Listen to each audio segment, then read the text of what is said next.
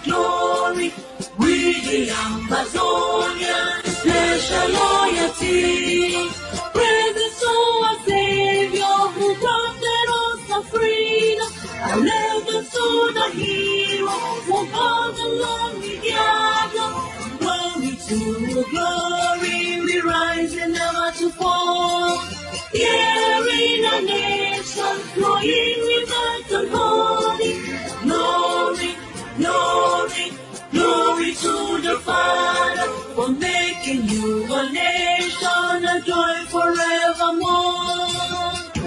Ambazonia, land of freedom, you shall live in plenty, meeting our need. And your children shall be like the stars above. The Most High God being the watchman of this nation. Ambazonia, land of freedom, you shall live in plenty, meeting our need. And your children shall be like the stars above. The Most High God being the watchman of this nation.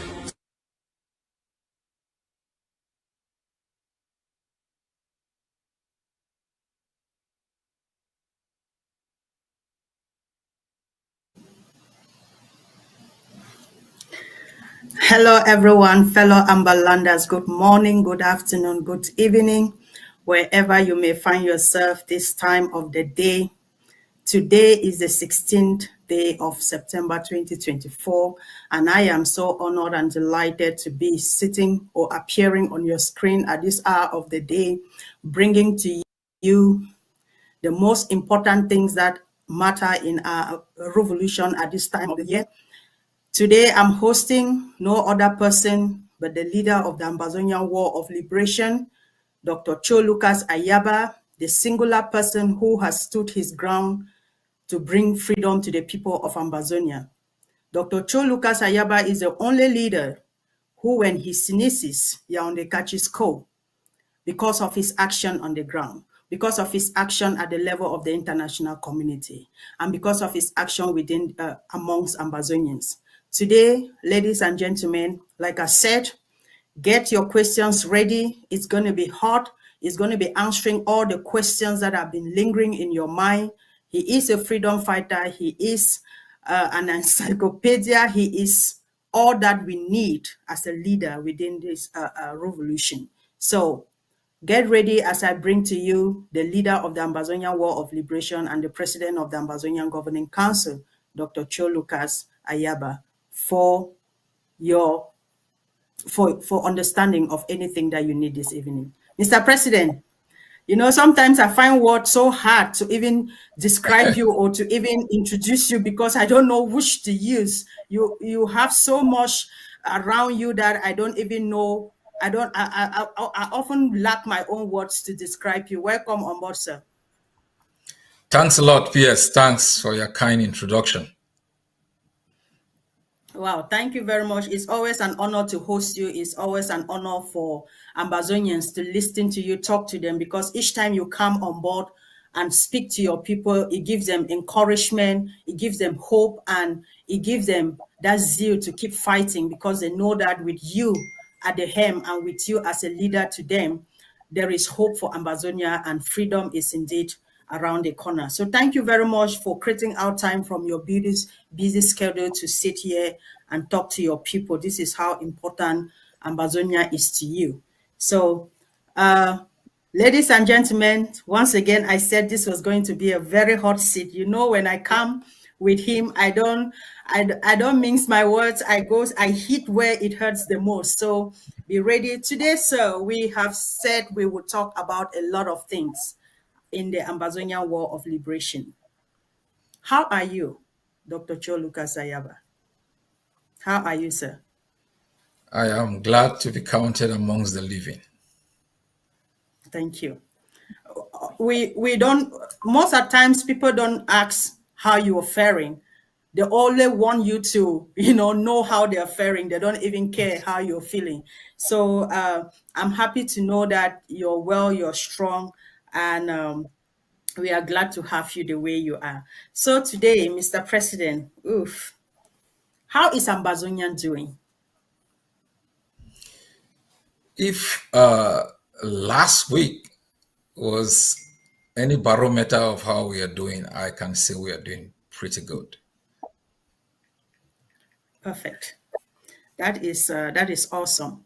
So today, like I said to you, I know I didn't tell you, I didn't send you pre-prepared questions because I know you're always capable, as long as it concerns Ambazonia or any other topic, of course. We'll be dealing with the lockdown, October 1st, liberation tax, the attack in Donga, school resumption, and of course, issues of diplomacy and humanitarian within the territory. So each time I bring you on board, I always want to cover everything at the same time, even though I know it's heavy for you, but I'm glad that you always have a way of trying to really give directions to our people in all of these areas.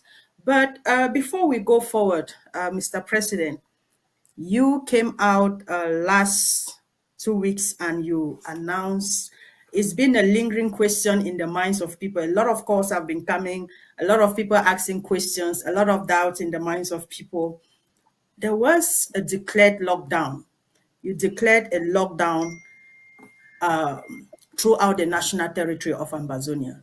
And this lockdown has been one of the most, I don't want to say one of the most effective lockdowns, but it has passed a very strong message across, not just to Cameroon, across Ambazonia and across the international community, because we've seen BBC report about this and other human rights organizations working in Ambazonia. Talk to us about this lockdown that was declared to start from the 9th of September up to the 23rd. I think we are focusing on the wrong subject. Right. The subject matter is the Ambazonian educational system. That's the subject. We want to preserve an educational system that is distinct and that produces Ambazonian children from schools who are assets to themselves and to their communities. Education is the foundation of development. It's the foundation of the prosperity of any nation and the well-being of its people. And the first thing occupiers and alien rule does to a people is to attack their system of knowledge, because it undermines the knowledge about themselves, where they are coming from, and disorient them about their destination. And so for 60 years and counting, Cameroon has attacked Ambazonia in the air, on land, in the sea, and has used education as a tool of intoxication and complete assimilation and the destruction of self and our culture. And when the teachers rose up, and before them us, to ask Cameroon to allow Ambazonians to be the managers of the GCE, it was a big fight that led to arrest and the death of Ambazonians, because managing the setting, the marking, and pronouncement of the results of the GCE was critical in the preservation of our educational system. Having institutions of learning that are well equipped in terms of modern technology, in terms of the environment and the culture within which students can study with dignity, is critical also in the preservation of our system of education. And we saw across Ambazonia, in Boya, the difficulties that students have gone through, in villages where the enemy decreed the creation of schools and allowed parents to toil and raise four walls. We've seen how teachers have been treated with disrespect, poorly paid, and undermined. All of these policies, without Amazonians basically understanding, have transformed our society into a place where knowledge has become a contested commodity. And so this struggle is for the preservation of those institutions and values that make us unique, that provide the foundation for the creation of world and opportunity for our people. And so the 2 weeks lockdown was called to make sure the Ambazonian calendar school year is distinct in this period of resistance from that of the Republic of Cameroon. That's number one. Number two, knowing fully well that Cameroon will do everything, as we have seen, to push parents through cohesion, to take their children out at great risk. It was also called to prevent and preserve life. And I think as time has gone by in the past 8 years, our people have begun to understand that authority within Ambazonia no longer lies in the alien institutions instituted to usurp our freedom. Authority lies with the Ambazonian people. And we are going to exercise that authority for the interests of our people, for the preservation of our values and the freedoms of our people. Okay. Thank you very much, Mr. President, for giving that detailed explanation, especially for those who have been wondering why lockdown at a time when our children are supposed to be in school.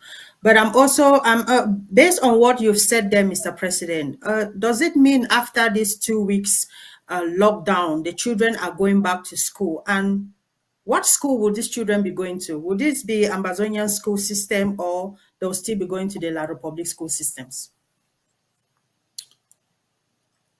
On the 23rd, the lockdown comes to an end. From the 24th until the 30th, there will be preparations towards the celebration of our Day of Independence. A day we want to celebrate Ambazonian resilience over tyranny. A day we want to celebrate the resilience of our people locked up in the dungeons of the enemy.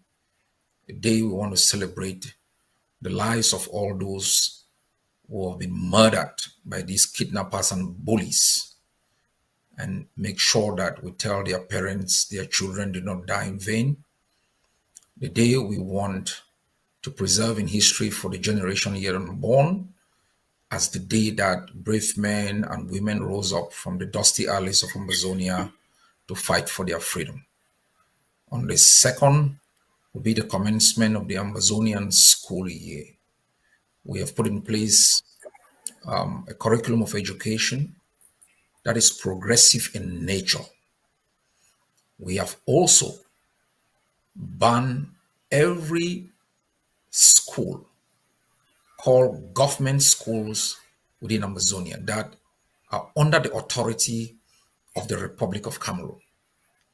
And we are working extremely very hard through education, through consultations with private educational institutions, denominational educational institutions, to gradually make sure they understand our curriculum of education, which is skill-based and begins to train our kids from nursery school upward to gather and garner enough skills as to be able to survive within their environment. So schools in Ambazonia will be within institutions that have been permitted by Ambazonians through both the Ambazonian Governing Council, other movements, especially armed resistance forces, and overseen by the Ambazonian Education Board. And I don't want people to confuse, because I know people have many questions on what is happening. During this transitional period, it is important, and we are educating our people, to be focused on the outcome of an educational system that provides you with the skills necessary and not with certificates. Because the curriculum of education presented by Cameroon is that of certification. That presented by Ambazonia is that of skills. During this transitional period, there will be intersection between the Ambazonian system of education and the Cameroon system of education still lingering in certain areas of Ambazonia. And as I've said, it is progressive in nature. And with time, we will eliminate at the educational level, as we are trying to do at the defense level, the last vestiges of Cameroon colonial system within Ambazonia. Okay. Wow. Thank you very much, Mr. President, for especially about bringing that distinction between the Ambazonian educational system and that of Cameroon, because most people are asking questions on why education that we've been having all through our lives, why is it suddenly about an educational system? But I love that fine distinction that you brought out there. There is a difference between certification and skilled acquired form of education. So, Mr. President, this lockdown was massive, and I can't say was it's because it's not ended. This lockdown has been massive across the national territory. We've seen how Boya came to a standstill. Bamenda, Jakiri, Yoke, Ndu, Widikum, Mutenge, Victoria, Kumba. Even the places where people would come up and say, oh, we don't respect that Ambazonian thing here. We saw how Kumba came to a standstill. Victoria itself was on a standstill. And this is because the forces across the national territory came in unison and said, we will want to make sure that Cameroon understands who runs our territory.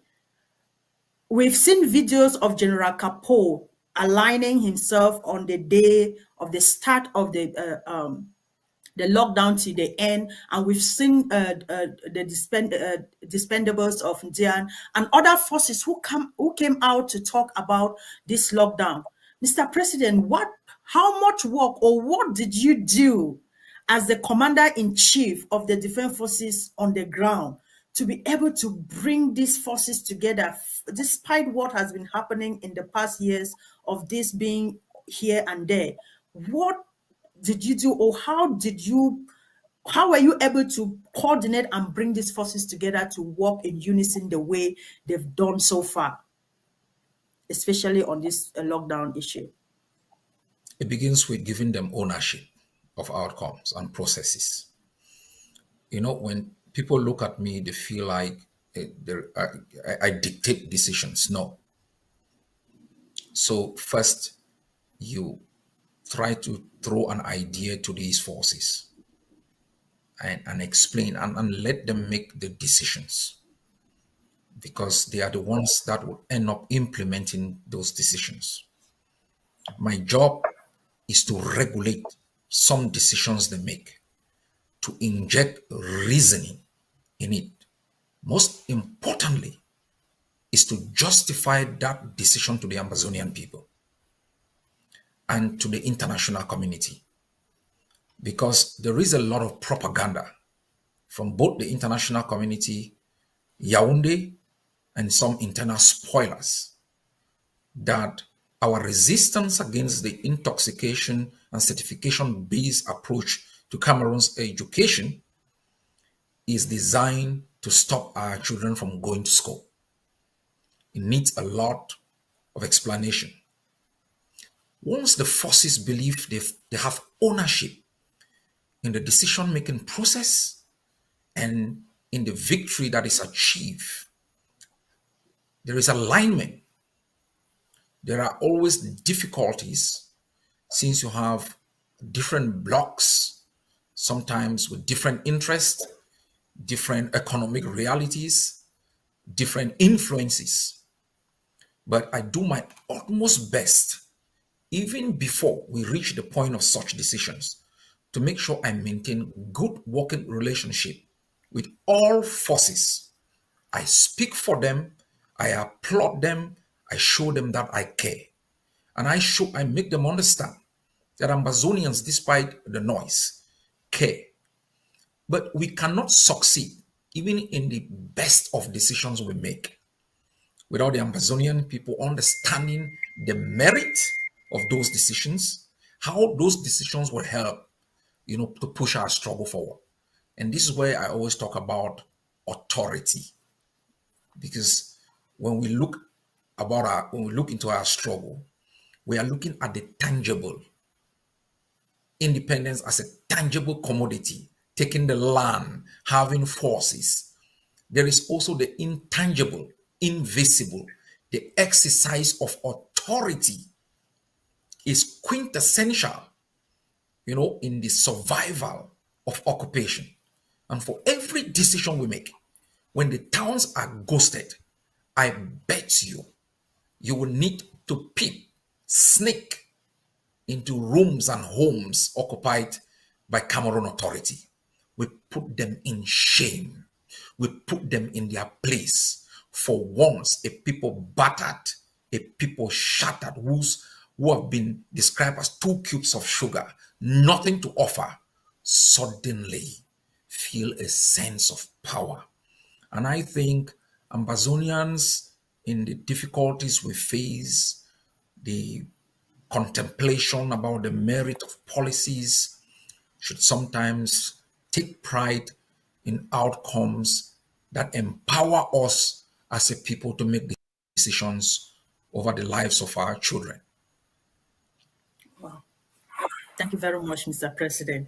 And I love the passion and the humility in which you even responded to that question and the way you were able to relate with the forces on the ground. So, Mr. President, would you say the success of this lockdown will serve as a stepping stone to really uniting all the forces on the ground, because we have also realized that forces that were maybe still working under the influence or manipulation of La Republique, when they saw the effective or the success of this lockdown, they also decided to come out and make sure that their own blocks were really focusing or respecting this lockdown.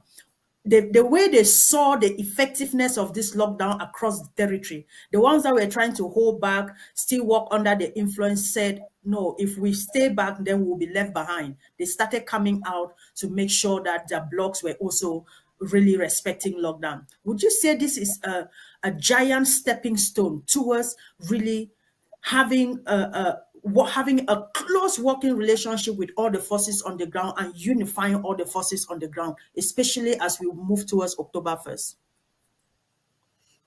You've captured it excellently. Excellently. There is a kind of positive competition on the ground, and when success rings in the north and people in the southeast or wherever in Ambazonia also want to have a piece of that success. That's the Ambazonian spirit in a space where defeat has always been our portion.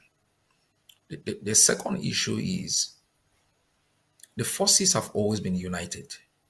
What has created division in the past are unwarranted influence from external parties instrumentalizing forces as a source of political power. The third issue is the struggle for limited resources. So the strategy I have and I'm developing, which I think is working, is to make sure we harmonize the mobilization of resources and mobilize other sources of resources to be able to bring the forces to function as a common unit under the flag. And I think we are getting there. The more money we mobilize, it will be possible to keep the forces focused in the battles that can advance Ambazonian interest than in the politics that advances the interests of external actors. Secondly, victories on issues are critical in lowering tension. It injects a positive spirit in the mindset not only of the forces, but in the mindset of our people. That harmony creates an environment that empowers our forces to want to work together. I am seeing things going on now on the ground that I have not seen for many years. And I am confident that all of us can take this success and translate it into a form of permanent or at least quasi permanent peace between the forces and develop it to a point where we can make them realize the power in working together on issues, even when we disagree on others. Wow, perfect. Thank you very much, Mr. President, for that response. And the success of the lockdown, we can attribute that more to the forces. But there is something here that I don't think people realize, Mr. President. It's not just about the forces rising to say, okay, we want to implement a lockdown here successfully, but the people, the community themselves, the people within the communities, they were also in alignment with the lockdown because nobody left their homes to go to the market. We know how our local markets are always busy. But videos have emerged on the social media where the markets are completely locked down. And not just the market women or the community people, we've also seen how teachers and students align to this call for national lockdown. And it's incredible that we can even see imposed colonial administrators going into schools to check if the schools have resumed, just to find the schools still in very dirty states. Not just, and they have to they are now the ones trying to clean up those schools. So there is so much that has happened within just this 1 week and getting to these 2 weeks on the ground, Mr. President. First, the united forces that the forces that came together to work, then the population standing together with the forces, not just the population, but the teachers who in some years will want to still go and defy the call for lockdown, then the student themselves. Mr. President, this is a lot put together. Please talk to us about this alignment and this national obedience to this call. What does this mean to Ambazonia as a whole? Yeah, I really thank you for that brilliance in your analysis. The role of the people. This lockdown, we did not find our forces on the streets trying to enforce it. Are people prepared for this lockdown? We monitored how people shopped. On Saturday, the Bamenda food market closed almost at 11 o'clock because people were stocking in anticipation for the continuation of the lockdown. Our people are tired of Cameroon. They are tired. And Cameroon offers nothing new. Cameroon offers just coercion, manipulation, and the people sometimes reward our perseverance and resilience. Don't forget, these forces and all of us have been in the woods for 7 to 8 years, and we aren't blinking. And our people are seeing the fact that Cameroon is not making any progress within Ambazonia. Ambazonians are also seeing the gradual disintegration of Cameroon as a state. They are seeing the violence that Cameroon is perpetrating in our neighborhoods. Prior to the lockdown, there were Kalis. Thousands of people were picked up. They were ferried to different detention centers. Bikes were confiscated. Vehicles, to get your vehicle released, 50,000 amber. To get your bike released, 25,000. The thousands of people who were picked up to be released, 10,000. Unprovoked attack on a civilian population. Prior to the lockdown, we saw in Aziri Church, La Republique invaded a primary school, took it as a military base. All of these things, we presented them to our people, who started realizing that it is not simply the fact that these people are interested in the education of our children, but that they want to use education as a form of legitimation of a rule which we have rejected. And I think you have captured the role of the people in a succinct way. And if you combine the role of the people, you combine the role of the forces, even the prisoners, us in exile, you now see the reflection of the combined effort of a united people against foreign domination on an issue as salient as the education of their children. Now, how this thing plays out is going to be determined on how we manage it after the 23rd. And that's where leadership comes in. Liberation struggles is sometimes not about the battles you fight, the ones you win, the ones you lose. It is about what you make of the battles fought, lost, and won. And this is what many people haven't realized in the past 7 years. It is sometimes not only about the different programs we institute, the rules we institute, the battles we fought in the battlefield, the ones we lose, the ones we win. For every of those battles, what you and myself and the other communicators, those who speak for Ambazonia, the nationalists, whose articulation is grounded in the belief of Ambazonia, is even in our darkest moment, we use those dark moments to shine a light in front for our people to see the merit of moving forward than scaling backward over the bodies of those who have been slain. And so make no mistake about this. The end of Cameroon in Ambazonia is written in stone.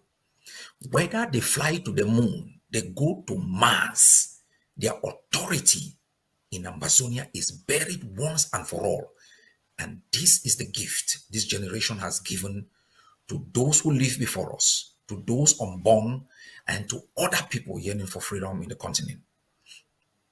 Well, thank you very much, Mr. President. There's always a saying amongst our elders in the community that a stubborn fly always follows the corpse to the grave. And we have seen very lovable videos of some of these planted agents of La Republique still trying to defy the Ambazonian law by going to, we saw a lady who ended up walking for kilometers to the school because there were no bikes, there were no cars on the street or taxis for her to take to go to school, a school that is even shut down, and ended up receiving prayers for deliverance because she lost her breath and could not even and now somebody was there seriously trying to pray and revive her because she stubbornly violated the law of the land. And we also saw another crying idiot in Kumbade crying and calling for offices, Soner and Oner, or they call this their names, what, for them to open up for people to be able to operate, which all these offices respected the call for a lockdown in Ambazonia. So we still have some of these planted and stubborn flies that will want to follow the corpse to the grave. What message, Mr. President, do you have for this group of persons?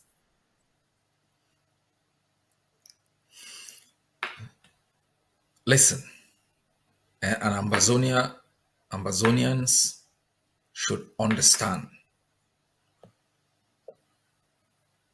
the value of freedom sometimes is determined by the level of opposition that you have in its acquisition.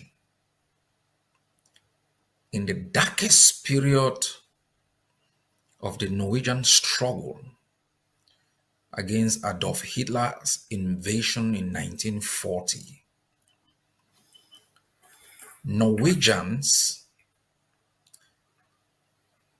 who thought Adolf Hitler brought in an economic and political system that could benefit them stood for the occupation of their country.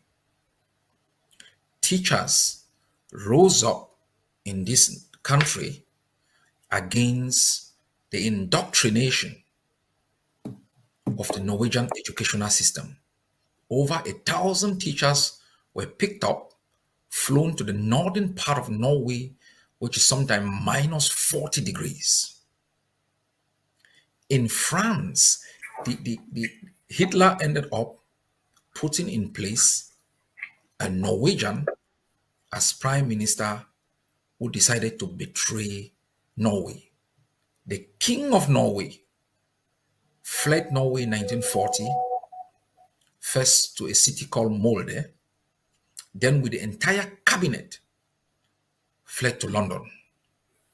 From London, they oversaw the resistance in Norway. There were thousands and thousands of Norwegians who fought against their own freedom. In France, while Charles de Gaulle escaped to Gabon, Pétain took over in furtherance of the cause of Adolf Hitler. In London, even prior to the war, Chamberlain, sitting Prime Minister of the United Kingdom, negotiated away Czechoslovakia, part of the Czech Republic, handed it over to Hitler. As he flew to London, was doing a press conference to celebrate the Treaty of Munich, Hitler had already invaded the Czech. And they told him Hitler has entered. The king who abdicated the throne in the United Kingdom was a supporter of the Nazi regime. The king abdicated because he wanted to marry a certain lady, and that would have been against the rules of his enthronement. He decided to abdicate and then went ahead to support Adolf Hitler to overtake the United Kingdom, overthrow the king so that he could take over power. In the struggle for independence from France in Algeria, I have said this repeatedly, there were more traitors than patriots of the FLN. In our journey to freedom, there will be Ambazonians like Judas who will bat for the enemy. There will be Ambazonians who on a daily basis will provoke you. There will be Ambazonians who will lambast you, call our state a Facebook republic, call us terrorists, call you kidnappers for ransom. All this is to put roadblocks on your way to freedom. All this is to undermine your resilience, your steadfastness. And so all what we are experiencing, many other peoples have experienced worse, and they overcame. And for that lady, she can march to Jerusalem. For that man, he can sing hallelujah from morning till Sunday. Ambazonia is free and Cameroon is vanquished. That's right. Amen. That's right. Okay. Mr. President, I have a question here that came in from somebody, a concerned Ambazonia. And in as much as they celebrate the lockdown and the authority that Ambazonia is exerting during this time, they are still of the opinion that or they are, we always have critics who do not align, even though they align in their own way. They are of the opinion that the lockdown is hammering, or it's affecting the local economy and civilians. That have you explored other alternatives other than a 2 weeks lockdown, considering what our people are going through? How would you respond to this person? I understand that lockdowns have an impact in the local economy. So sometimes we measure the cost of the loss of income with the cost of the loss of life. And so if we risk our children because Cameroon want to beat our people, who want to invite us for battles, and we lose a life, one fallen Ambazonian life is more valuable than billions that our people may make during this period. I think if you would give a parent a choice between making 50,000 amber in the market and preserving or losing their child, they will lock down for 1 month. What I also want to let people know is this is a one-time civil disobedience that our civilian population are called upon to undertake. Our forces do this every day, every night, 7 days a week, for 365 days a year. And I can assure our people, as we chip the authority of the enemy gradually, I can assure them that as we move forward, there might not be any need for this 2 weeks lockdown. Our people will simply respect the commencement of our school calendar from the 2nd of October. We are taking steps to make sure that it becomes clear to our people that schools in Ambazonia in the interim begin in October. And once we all come in alignment to this fact, there will virtually be no need for lockdown. Lastly, as we build the capacity of our forces, it will be possible to allow our people to undertake their activities, and we can engage in specific enforcement of the law of the land. Okay. Thank you very much for that response. And just to further top up on that particular question, would you mind to explain to our people how strategically this civil disobedience, especially things like this lockdown and even Country Sunday, today is Monday, our Country Sunday, helps in disrupting the enemy's control over our territory, and also really advancing our independence cause? And if there are possible examples of how these civil disobedience activities have helped in other countries as well. We should not forget, we should never forget that we have thousands of Ambazonians, including students, teachers, who are in prison. We should not forget. And that sometimes we do these things for them. They are locked down in jail 7 days a week. 7 days a week. Every day in small spaces. Even children, babies, for Ambazonia.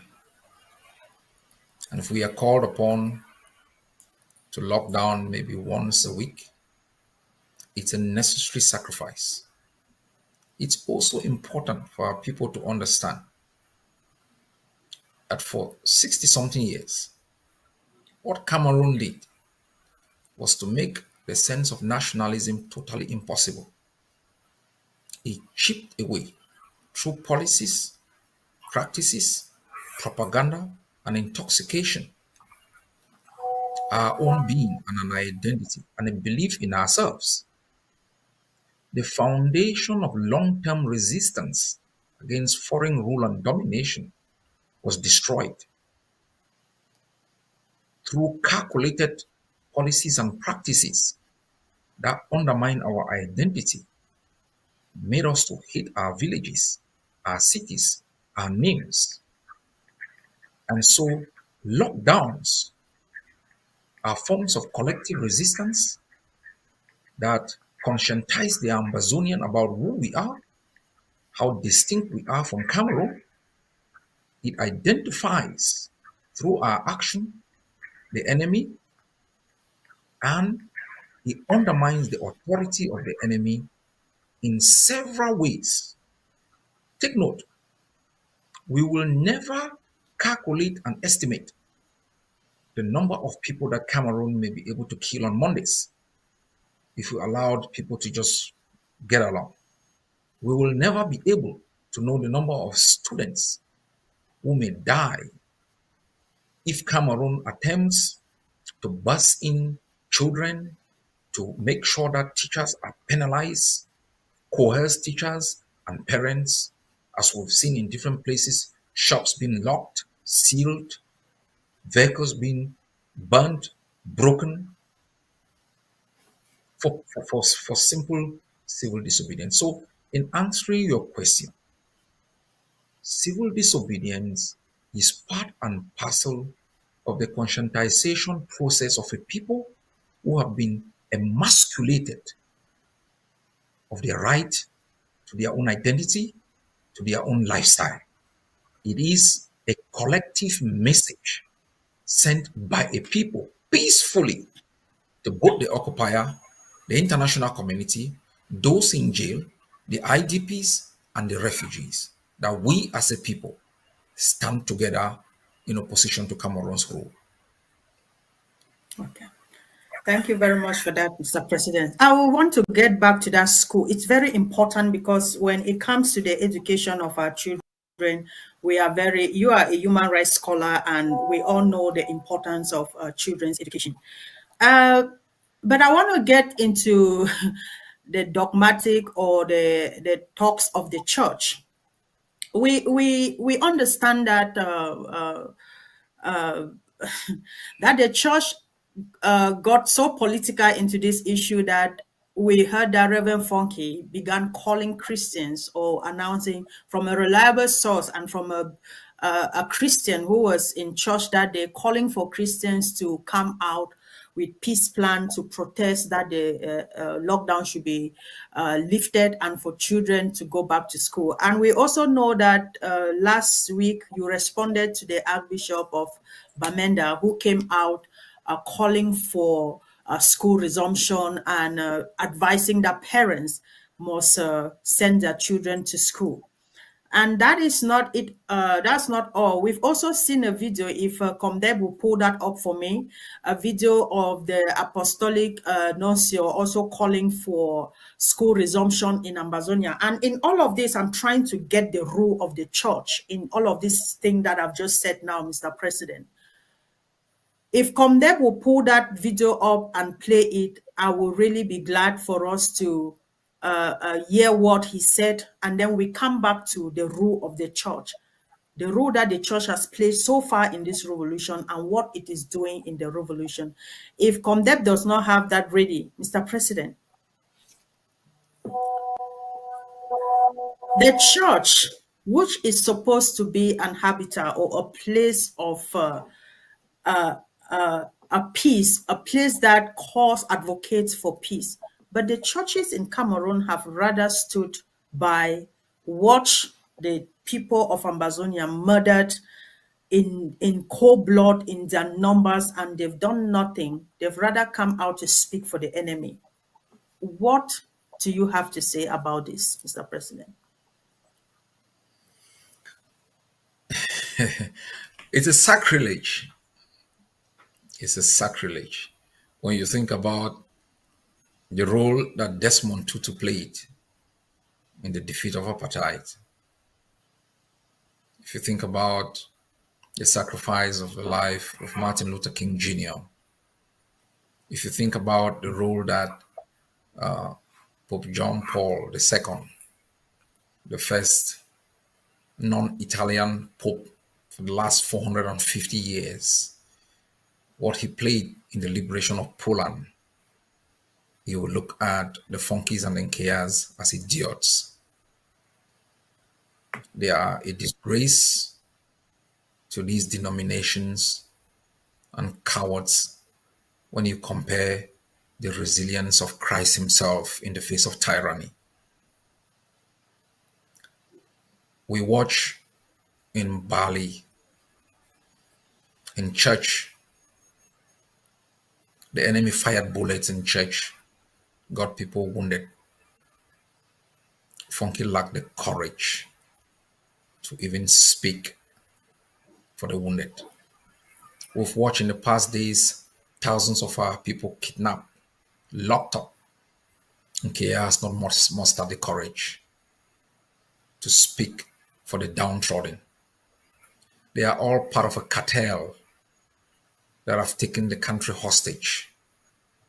And they are afraid that the ordinary people who have been slaves from birth, who have risen up to demand once and for all their right to be free, they are afraid that the ordinary people will take over. As long as they remain lords, lording over our people, that's fine. They are living in a country where 50% of Cameroon's GDP goes in the servicing of interest rates that it has borrowed. We are living in a place where the watch in Cameroon itself, a woman gives birth on the corridors of a hospital and there is no care provider. They experience, even more than us in exile, the tragedy on the highways both in Ambazonia and Cameroon, the pain that this regime has imposed on ordinary citizens, how parents struggle to raise monies to pay exorbitant school fees and children get out of schools, still being reliant on the properties of parents. They begin to sell land to escape the hegemony which they have tolerated.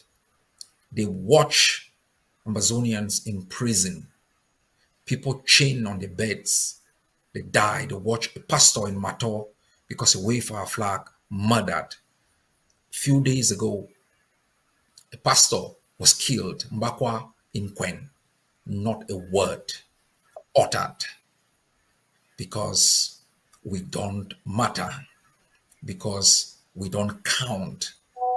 The God they serve is not a living God. The man they serve was the guy who turned water into wine, was the guy who made sure he could feed thousands of people, was the guy who visited those who were detained, was the guy who clothed the naked, was the guy who gave his life for all of us, was the guy even on the cross. He refused to be tempted. I tell our people, they are on the right side of history. I tell our people that you're walking in the footsteps of the greatest man, Jesus Christ, who lived, who fought, who died. These cacophonies, these idiots and cowards don't have the backbone to utter a word. 63 years under the tyranny of Aijo, 63 years under the tyranny of Mr. Bia, under the Foshivis who murdered, all of these traitors, they have not stood up for the people.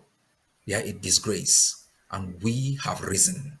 Dead or alive, we will be free. Thank you very much, Mr. President. Just like you were citing the names of the fellow workers in the vineyard that died in cold blood and they did nothing. We've also seen In years past, we saw missionaries from countries like Ghana and other parts of the world come to Ambazonia for missionary work, and they were all killed by Cameroon military forces, and they did nothing. And because of that, countries are now afraid to even send missionaries in that part of the country in Ambazonia, because the church leadership in Ambazonia is so weak and is so under the control of the government that they don't even know how to stand and speak truth to power. And I want to come back to this video that has been circulating from this apostolic nuncio, who said he's a representative of Vatican in Cameroon. That's what he said. He said Cameroon. I'm glad he said Cameroon anyways. And he's calling for school resumptions in Ambazonia because the church or Vatican stands particularly to speak on peace. And then we ask ourselves, are these people misrepresenting the situation that is happening to Vatican itself, as they claim to be calling for peace? Or can they even talk about peace, Mr. President, without actually seeking for justice before calling for peace? We all know that the church has played a very vital role when it comes to all of these things. Even the church even encourages the people to go to war if they need be, to defend their own people, their integrity, once they've been attacked. These people have not spoken or have not risen against impunity, but he says he's a representative of the Pope or Vatican, speaking to call Ambazonians children to school. Listen. Mr. Biya has bullied everyone, from ambassadors, all foreign dignitaries we've ever visited. He's bullied everyone. The bishops, moderators, everybody has been bullied. The other day we saw the US ambassador send out a message. Did you see the US ambassador send out any message when thousands of people were kidnapped?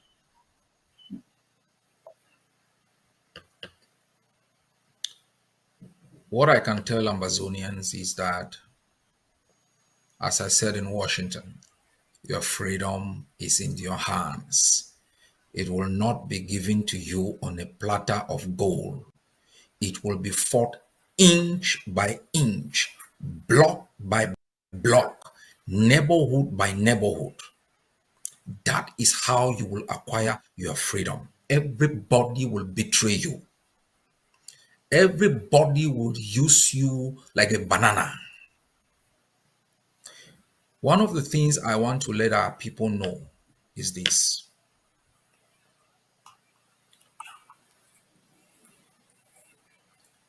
I have been on the street for very long. I believed very sincerely when we were on the streets in the 90s that the value of democracy was so sacrosanct to the Americans that when Bill Clinton took over in 1992, he was going to help us. I believe so strongly that free and fair elections were so fundamental to a democratic process that the international community will never legitimize or accept a loser to steal an elections, and they continue to deal with that loser. I believe in the universal application of the protection of human rights across time and space. That I believe very strongly that these people will not see thousands of Ambazonians locked up in prison, including powerful Patasan, Professor Awasum, teachers and old men. And they don't take serious action against Cameroon. Listen, I walked the streets of London as a chemistry student from the University of Boya to study human rights, to understand what is the gap between these values and its realization. I left from there to do international relations, to understand the structure of the international system. Why is it impossible that the Charter of the United Nations is so clear about the issue of sovereignty, respect of international borders, and non-aggression, but there is a huge gap between those values and their realization? In my PhD, I looked at the system of Cameroon, the prevalence of autocracies. I have studied these things, and I can tell you, based on experience and knowledge, that Biya has bullied all of these people, and they will be speaking in the morning with one side of their mouth, in the afternoon with the other side of their mouth. You must fight. You must fight. You must arm Ambazonians. You must defend what belongs to you. Otherwise, you will be robbed of it.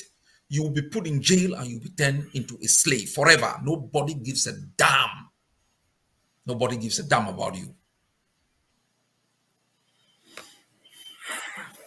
Okay. Mr. President. Okay, I think I need to drink. I'll take this. Wow. Thank you very much for that passionate response. And I'm glad because our people are following and they are listening to you. And whenever you speak, you bring that level of inspiration and hope to our people. Our people, because I've been seeing comments sent to me, comments on YouTube, how people are praising your leadership and encouraging you to keep holding on to whatever you're holding on to that has kept you this strong over the years. Because if you blink, Ambazonia will go down. So I just want to say thank you, and for you to know that your people love you and that they believe and they really depend on you. For no reason can you break at any point. So that said, Mr. President, I know you're very good at not trying to call names when you're whether on air or out when you're not on air. Because you are the leader, thank God I'm not you, so I'll call names. So there's been a very successful lockdown on Ground Zero, and yet some so-called Ambazonian nationalists like Chris Anu, we've heard a leaked video of Chris Anu. This is not coming from me, Ambazonians. You've all listened to it. It's all over the social media. Chris Anu, in a cartel that he has created in a group, calling for people to advocate and to send messages to counter the instructions of the lockdown that you gave to the fighters and to the people of Ambazonia, saying that they want the lockdown to end on the 17th instead of the 23rd. That has been unanimously agreed by both leadership and the forces on the ground, the population, and every institution that is responsible for this. But then that is not my concern or my point of worry, Mr. President. Who was Chris Anu talking to? Because you and I know, as Ambazonians know, that Chris Anu, just like his name goes, ends at the level of his name. He has no forces on the ground. He doesn't control any. He doesn't support the prisoners in prison. He doesn't support our refugees in ground one or in ground zero. And he does virtually nothing. All he has is his mouth. So who exactly was Chris Anu calling for them to walk, calling to challenge this? And for what purpose? And what message do you have for our people, for people like that? He was speaking for Yaoundé. He was speaking for Yaoundé. What is going on is that Yaoundé is trying to build what they call a moderate coalition among some fringe Ambazonian individuals. And we have seen that many times. So there has been meetings, there has been communication, and this was a compromise that they are making to Yaoundé to undermine Ambazonian school year. And we should not forget that they attempted to make the same compromise on the question of ghost towns. And I can assure you that They are negotiating already on the question of suspending ghost towns. This is not some competition about, who is in charge. No, it's about between Ambazonia and Cameroon, who is in charge. It's not an Ayaba issue, So who has authority over our land? Is it Ambazonia or is it Cameroon? And so people must understand that what they see is a facade, and behind that facade is the real deal to undermine every gain we make. Now, you would understand that people who have concern for the education of our children, it will be reflected in their contribution towards ensuring that they establish schools, community schools for our children. They have not made any investment in schools, nothing. In the defense of our homeland, they did everything to murder our forces, to divide them, and they basically have given up in the defense of the land and the people. And some of the prisoners, they put them in jail, betrayed them. So that's why I asked the question, who do they speak for? And who do they advocate for? What is their constituency? Why is it that every time we all, at least even through functional actions, agree on something, they always try as much as possible to undermine it and to project a perception of division and confusion amongst the Ambazonian people? Who does it serve? Who benefits? And so the answer to these questions are important for the Ambazonians. But what I can tell the Ambazonian people, they don't exist without a small cell phone where they can record. In the classical period of liberation struggles, they will not even appear on the footnote of history. We cannot deny their relevance today when they do WhatsApp, Skyping, Facebook. We can't. But Amazonians themselves must begin to gradually walk away from these people and their machinations, which has cost the lives of so many people and deprived so many people of their liberty. Thank you, Mr. President. When it comes to Chris Anu's issue, I've always, like yourself, being your press secretary, I've also learned not to come on air and be calling names and saying all sort of nonsense the way they sit on their own TV station and say trash about the Egg of Sea and the leader of the Egg of Sea. But it's so baffling that Chris Anu, the same one who makes noise all the time, was fighting to become president of the fraction of IG. They've given him the presidency of the IG, one of the fraction. And since they made him the so-called president of that fraction, he's even as dead as a ghost town in Bamenda town. He's worse than ghost town in Bamenda town. And instead of these people sitting to, our National Day is coming up, instead of us planning on how to demonstrate power and authority, make our people come out and demonstrate, and also to project our Independence Day, they are busy trying to cause divide amongst Ambazonians because they simply they're not the ones who actually came up with the idea.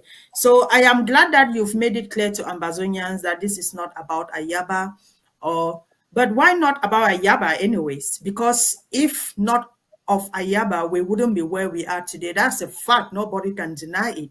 So I'm just going to leave it at that, and then we will move into another section which is about our National Day. Mr. President, when you hear about 1st October, what gingers you? Tell me, talk to Ambazonians. What gingers you when you hear of 1st October? What comes to mind? What happens to you? There's one thing about the sovereignty and claim of power over a people is the monopoly of the use of force. You see, we can talk about independence, we can talk about freedom. On October 1, you see from all the corners the army of the people. They emerge Right. well dressed up, and the enemy is powerless. And the world is laughing at them. In which country where you think you exercise authority can you see a parallel army, well armed, parade, and you are powerless? This is the beauty of it, of October 1. Secondly, as I have said, October 1 is a celebration of different Ambazonian entities. It's a celebration of our resilience. It's a day we remind ourselves of our country, those who fought and died for it, those who've lost their liberty for it. And also of great importance, the day we gather the children, they sing their anthem, and we all as a people recognize the existence of our country. And I think, as you saw today, I got dressed up in preparation for, for October 1. And That's right. I hope everybody has their ashwabi. You have yours ready? I do, Mr. President, I do. Yes, so we're looking forward on October 1. On the 22nd, we'll be launching the manifesto, and we will be on the panel. We will be looking into the future. As I have said repeatedly, we've spoken to our people about who they fight against. We will be presenting to our people about what they really fight for in a tangible way. And as you rightly said, our people should take pride in the contribution they have made to make sure that the 2 cubes of sugar has been dissolving the 8 cubes of sugar. Okay. Mr. President, thank you for that. And like you said in your opening, when you talked about October 1, it's a very symbolic day across the national territory and for every Ambazonian across the globe, because it signifies a day in our life that we marked ourselves as a people. But as we are preparing towards October 1, I know ground zero is boiling and everywhere is shaking because everybody is getting ready for October 1. How do we now, see that it reinforces not just Ambazonians' identity, the international identity as a people, but also mobilize greater international support towards our cause? We are doing a lot at this stage to make sure that when the Norwegian Refugee Council is writing its report next year on neglected conflict, Ambazonia does not feature on that list, and that we must have brought international attention to the plight of our people. We are doing a lot of outreach with international partners to make sure we keep our struggle on the policy desk of different stakeholders. On the 1st of October, our citizens will be having a demonstration at number 10 Downing Street, and we'll be submitting a request to the British government for the recognition of the right of our people to self-determination. We will also be having the same protest in front of the Canadian and Norwegian embassies in London. In South Africa, both in Cape Town and in Johannesburg, there will be also the mobilization of our people. In the United States, in Virginia, members of the Ambazonian Governing Council and other Ambazonians will also be meeting. Here in Norway, I think October 11th, there will be a demonstration in front of the Norwegian Parliament to make sure we call on Norway to exercise the same kind of recognition it is bestowed on the Palestinian people on Ambazonia, at least in the concept of self-determination. These activities are the visible ones.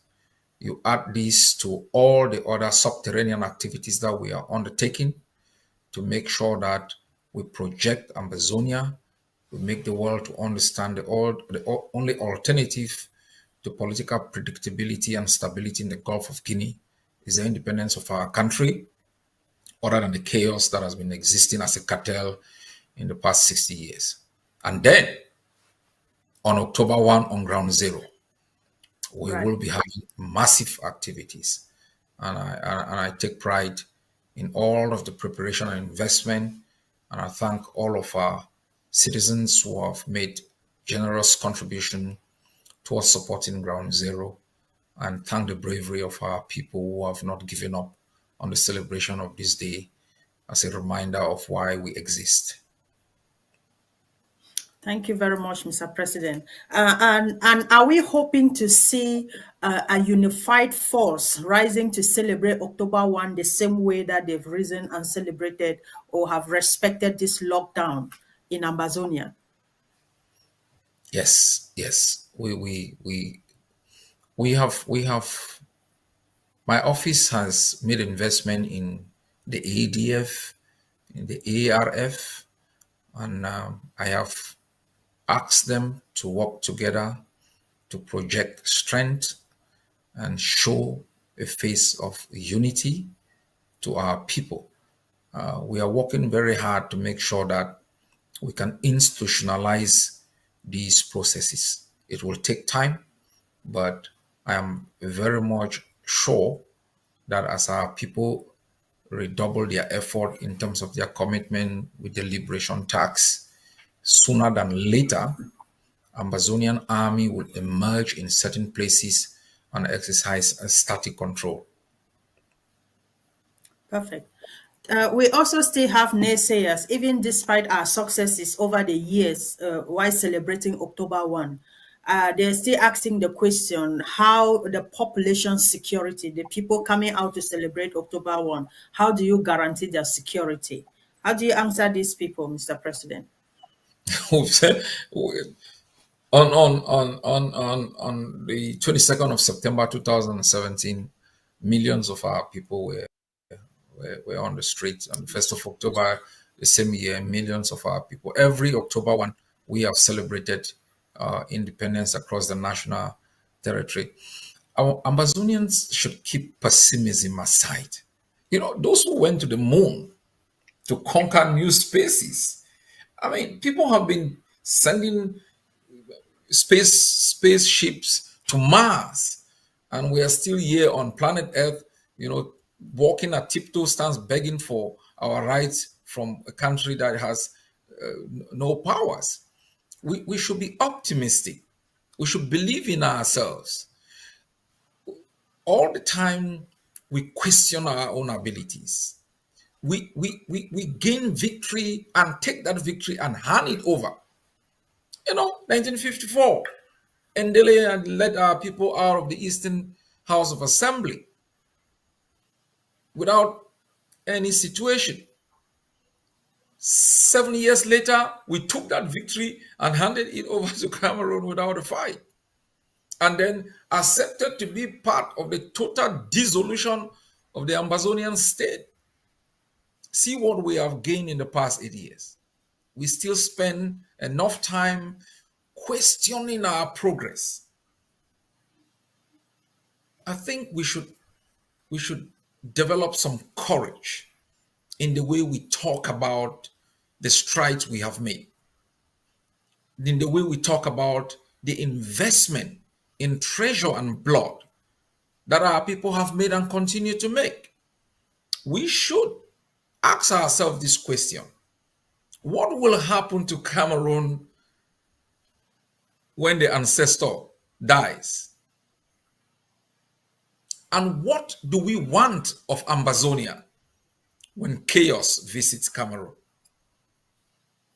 This is what should keep us awake and make us to invest in the defense of our land, in the building of the institutions that will cater for civil society.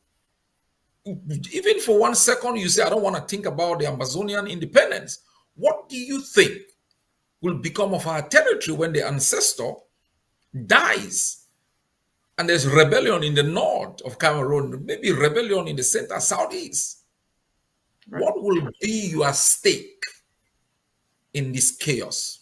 Isn't it time to build on the foundation that our forces have laid, on the foundation that we have laid in terms of the fledgling institutions, in terms of administration and education? Anybody still sleeping in front of the class and still dreaming of Cameroon, you are on a sinking ship. That's right. Thank you very much, sir, for answering that question. And if you don't mind, I'll ask you to take a sip of water. You're losing your voice right there, and while I prepare the next question. Mr. President, we cannot deny the fact that movements like the Consortium, Maurice, and even the IG of Ayok played a pivotal role during the mobilization of the general demonstration on the ground in the 2017 March past you just mentioned, and also October 1. Have there been any effort, joint effort with these movements to plan out a very huge and successful October 1 in this coming October, or they've also suddenly become silent observers like the AU and ECOWAS on the case of Ambazonia? I don't see. I don't want to waste time here talking about possibly non-existent movements. Right. Individuals in our struggle, we are standing on the foundation that has been laid by others, and so we build and take the walls up, and we give credit to everyone who has contributed positively to bringing us here. And that's why I talked about September 22nd. I talked about October 1 when Siseko declared independence once again. And before him,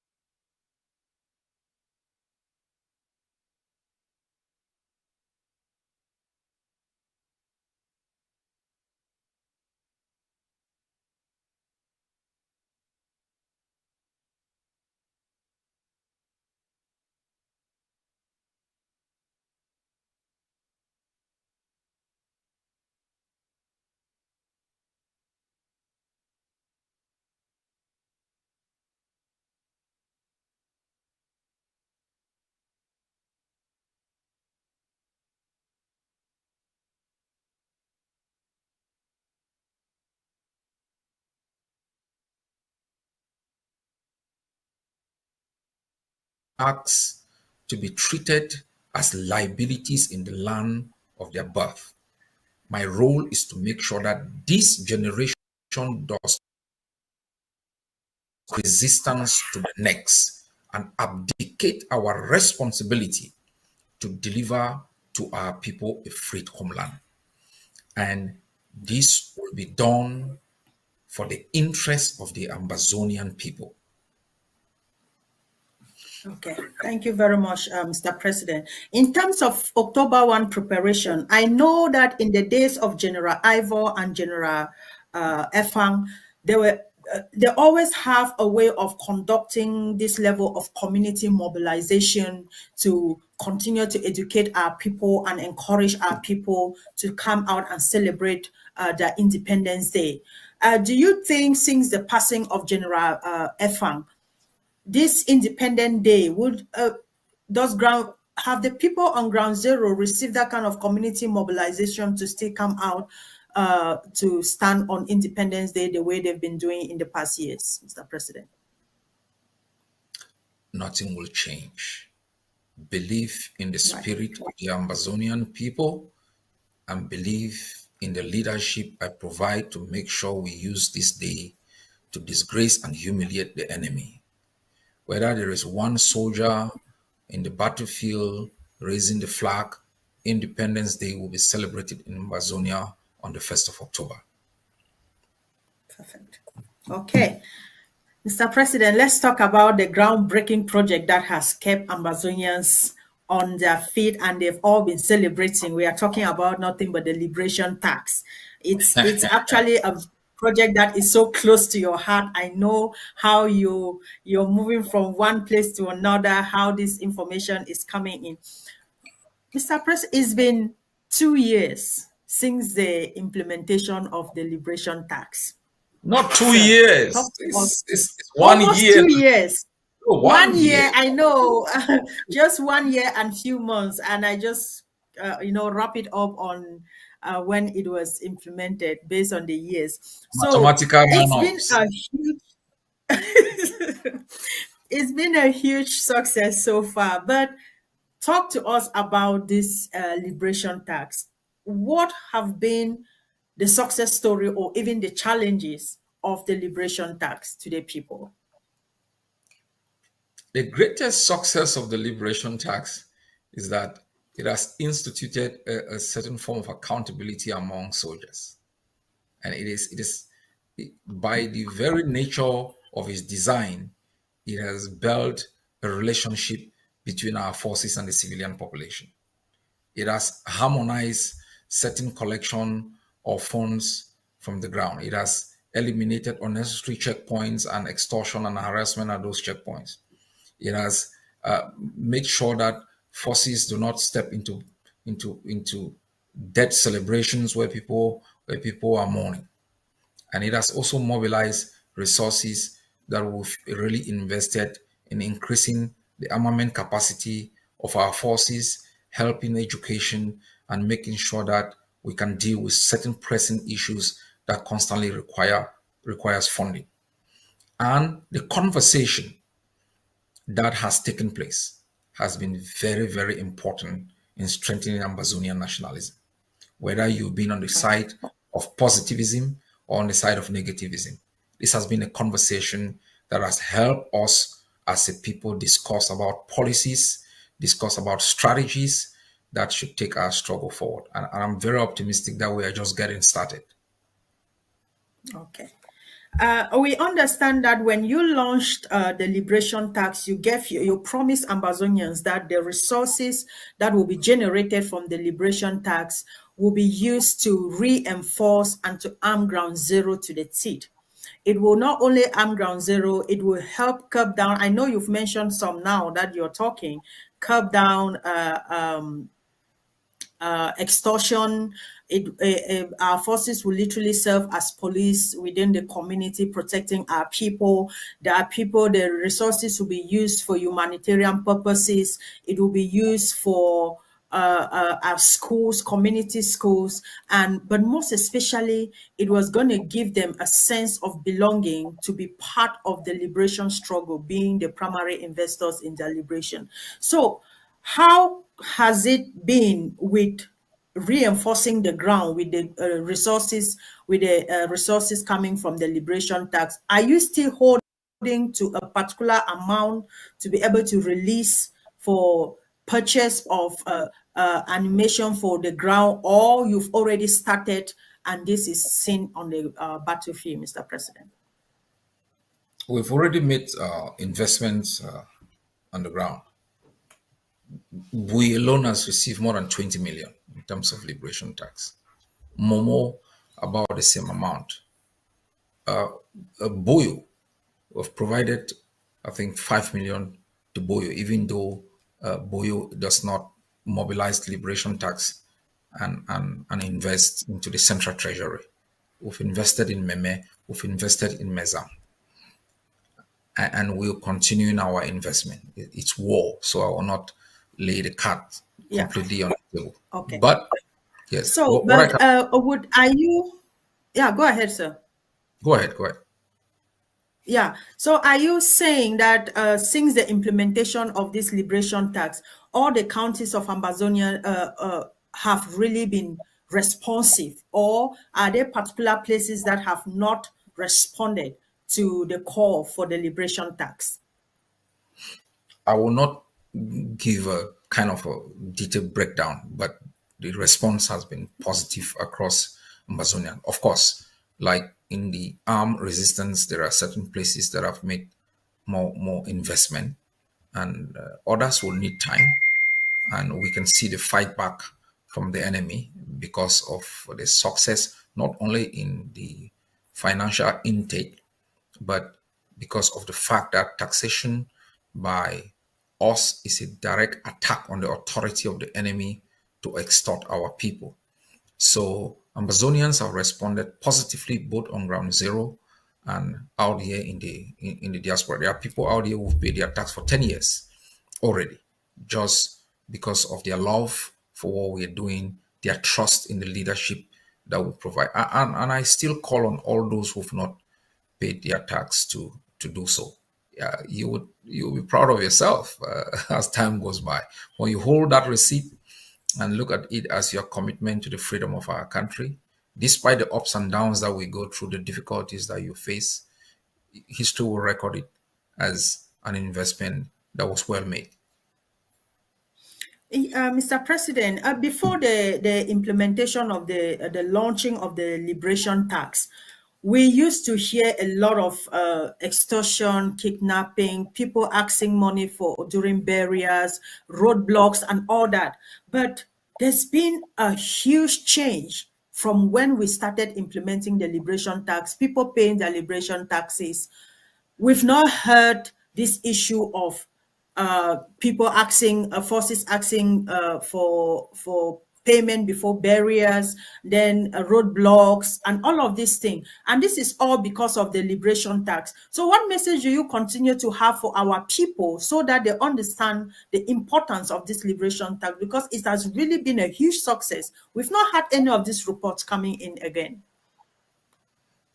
Absolutely. The level of harassment has reduced significantly because people take pride in paying their taxes and making sure that they have evidence in terms of the liberation tax receipt numbers, and that has also harmonized activities of resource mobilization from barracks, because before the tax anybody could simply just go out with a rifle and do whatever they want.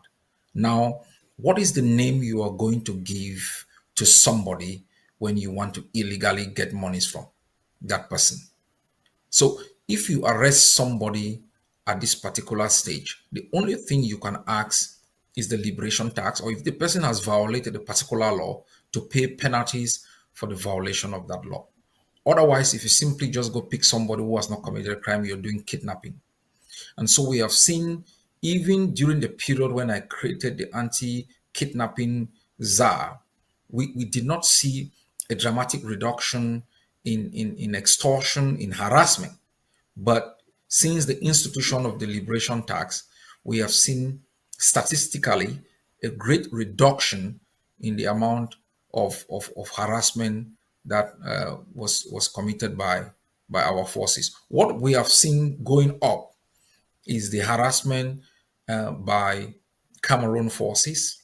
We have seen militias created by Cameroon masking themselves as Ambazonian forces to harass people to pay liberation tax. So we've seen crimes of the state of Cameroon increasing a lot. So this has been very positive in building a kind of harmonious society, a positive coexistence between our forces and our civilian population, and giving a spirit in our civilian population of their own investment in their own freedom.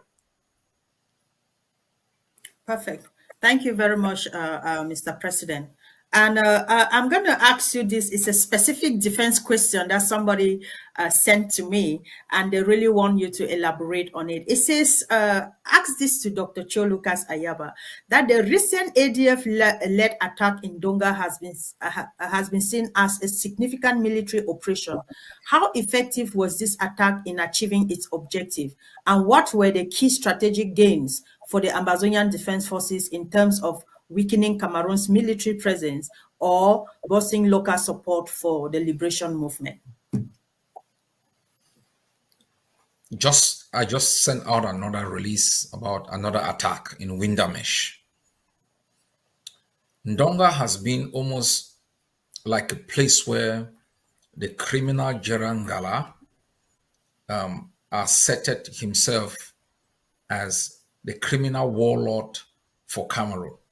It came across as untouchable. It was projected as an example of anti-Ambazonian nationalism. And the first thing that we wanted to do was to break that perception and destroy it completely. And that we have achieved that. Now, the second thing is to push La Republique forces from the periphery and to a hold-up area where they can remain concentrated, like they are hiding in certain parts of Bamenda, like up station. And we are gradually also achieving that. The third thing is to make sure that we bring together Bui and Donga and have influence over our border with Nigeria on the other side. So there are specific internal strategic objectives in the actions we take, dismantling enemy outposts, removing intelligence and spy centers, making sure patrol of the enemies is limited to very, very small areas, and to make sure that as we push the enemy, we fight them, we build a better relationship and institutionalize sovereignty projects within certain areas. There is a big picture approach that people don't see. For every battle we fight, there is a political agenda. There is a sovereignty project agenda. There is a community agenda. And I think that we are making some strides. And I really, really ask our people to believe in the strategies we are putting in place. You never believed that we'll be fighting in Donga on a daily basis. And I also want to thank the coordinator who doesn't sleep. And you know it. He doesn't sleep. Yeah. He is persistent. And also thank some of the peoples around him who have been constantly supporting his work. We have in the leadership of Ndonga brave people to whom, if the resources are properly allocated, we will cut La Republique from Ndonga, link it up with Bui, and we'll be marching down Gokitungia and taking over Menchum. So, Mr. President, based on what we had in Donga, are you saying that we are going to be seeing more of this across the national territory, especially with places like Victoria, Kumba, and Alimbe, that they've been a little bit quiet, but we've seen a huge wake-up call during this lockdown. Are we going to be seeing more of this across the national territory? You know, I have always said a liberation war is not a movie. It's not like when we're growing up and we're watching Rambo First Blood Part 2, you know, and we're saying in Mancon, actor, tomorrow Grand Chef. So A liberation war is not that. Ambazonia is unique. It took Eritreans more than how many years before they could ever reach Asmara and basically really fight in Asmara. The Ambazonian resistance is the only place where a few weeks ago you saw a daring operation in the heart of Boya by the mountain lions. Daring operation, surgical operation, search and destroy and recover. You saw at the heart of Commercial Avenue that the enemy thinks was a bastion. Our forces, the Commercial Avenue squad, entered there in a search, destroy, and recover operation.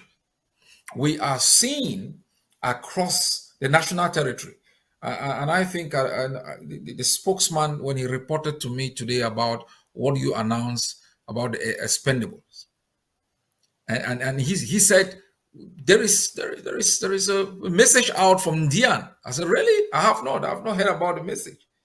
And he said, you think sometimes these forces don't exist, and you get up one morning, they are sending powerful messages and videos, just inspiring. And you stated that here. The Ambazonian resistance is alive. The Ambazonian spirit to end the tyranny of these barbarians is alive. We all Ambazonians have to inculcate in ourselves a positive outlook in our belief for self and for homeland. This positive spirit, it has a trickle-down effect that affects our people in a positive way. And I'm very, very optimistic. We are just, don't forget, and this is important, La Republique always has advantage during the rainy season. Right. Always. Yes, they always have advantage during the rainy season because we are facing all of the elements put together.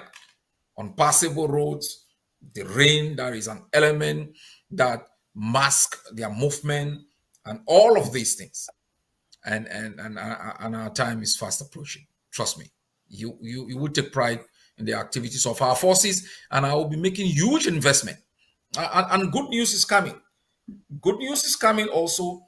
We will be doing a joint fundraiser with Biafrans. We'll talk more about that in the coming days, and we'll make sure that we'll mobilize enough resources. And from Dian right up to Menchum, we will support all of the forces to make sure that they can defend themselves, defend the community, and defend our territory. Okay, thank you, Mr. President. But on the last question on Jan, before I move to diplomacy and close it there, a concerned citizen is asking that what contingent plans do you have to put in place to protect civilians during future attacks like this, not just in Jan, but in other places that we are hoping to see this kind of action taking place? Our In Donga, sorry. Our forces are one of the most professional in the execution of missions. Far more than Americans, than the Brits, than the French.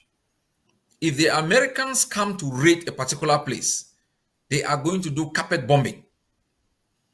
They are going to wipe out everything. We are seeing what is happening in Gaza. That's right. Yeah, so our forces executed a mission in Boya, the mountain lions, and eliminated 3 La Republique barbarians. No civilian was injured. Our forces executed a brazen mission, the Ambazonian Defense Forces in Commercial Avenue, no civilian. The operations in Donga, no civilian. So the propaganda by the enemy and the weaver birds to ostracize, blackmail, and denigrate our forces is a desperate attempt by losers who have been incapable of showing any progress in the activities in the occupation of our homeland. And so I want each and every one of us to look at what these brave men go through. And in combat, in urban areas, in the suburbs, our forces have been professional, and they will continue to do so, and even more so as they become well armed. Okay, thank you very much, Mr. President. And I'll quickly just bring this on the aspect of humanitarian, and I'll tie it to the diplomacy and international relations there. I saw you put out a communique the other day calling on the international community and Cameroon for the mass arrest that happened days back for over 175 of our citizens were randomly picked up by La République du Cameroon without any due process, without any reason for arresting them. But the only reason that we know that they were arrested were just because they are Ambazonians. What message do you have for the international community on this brutal act of La République, systematic arrest of people without due process? The actions of Cameroon shines a torchlight on their mannerism as far as the treatment of Ambazonians is concerned. I have said repeatedly that Cameroon is yet to recognize our humanity. That is why they cannot even contemplate having a conversation with us on their illegal presence in our land. Cameroon is yet to recognize that we are human beings. That is why when we fight them with that anger and disrespect for who we are, they go down and burn down villages, murder people with anger. And you have listened to audios from Cameroon's forces describing us as though we were cockroaches, saying quite clear that they would commit all forms of atrocities. And we simply call on our people to stay home. The reaction of the enemy, both in Fako and in Mezam, was wanton kidnapping and extortion of our people. In Mezam alone, more than 2,000 people were arrested, and vehicles were impounded, motorbikes were seized, and in return for the release of those properties, large amounts of money was collected from our poor people. No one can hold them accountable. No embassy in Yaoundé issued a statement condemning that act. None of the pariah bishops and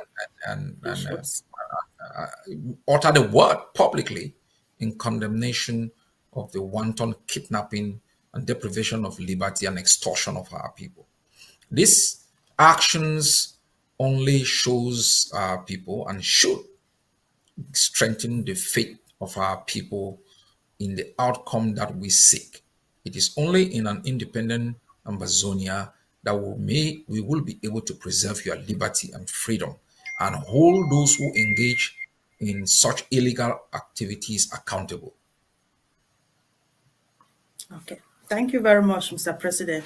The Ambazonian Governing Council has, over the years, stood strong over its principles of or its strategies of the tried approach strategy, which is internationalization, diplomacy, self-defense, community mobilization, and diplomacy, defense, and community mobilization and internationalization.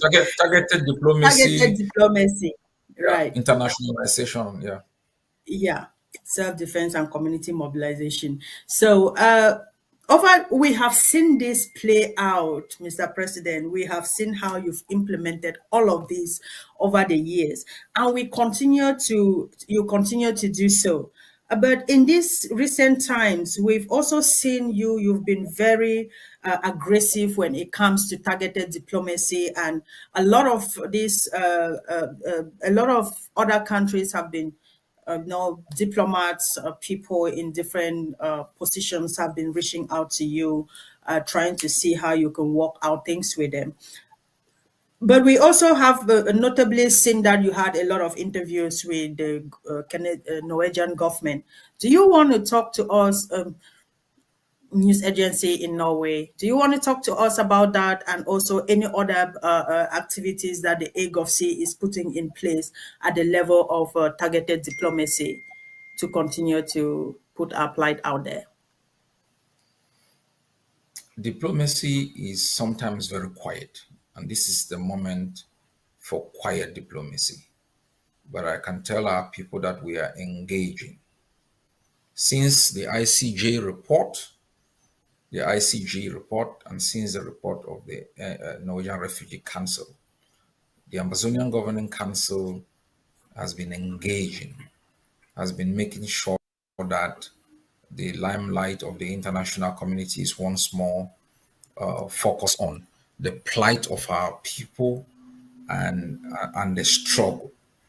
And we are building some bridges, mending some fences, and the results of these activities will be very public very soon. Yes, I did a very big interview, and once it is out, you people will watch it. But Okay. I can say this: things are happening. I have refocused the attention of my office, the office of the Foreign Secretary of the AGOFC, that of the Vice President, and other offices in ensuring that we activate the process of internationalization and targeted diplomacy to achieve one, recognition of the right of the Ambazonian people to external self determination, and to let the international community understand once and for all there is no model, there has never been any model of coexistence between a dominant francophone led state and any other state, and that any attempt to continue in futility to believe that we can coexist with Cameroon is a fantasy. Third, to make the world know our history in itself should be a lesson. Moving out of the Eastern House of Assembly 1954, establishing a government, becoming the first democracy where a sitting prime minister transferred power to the opposition without violence.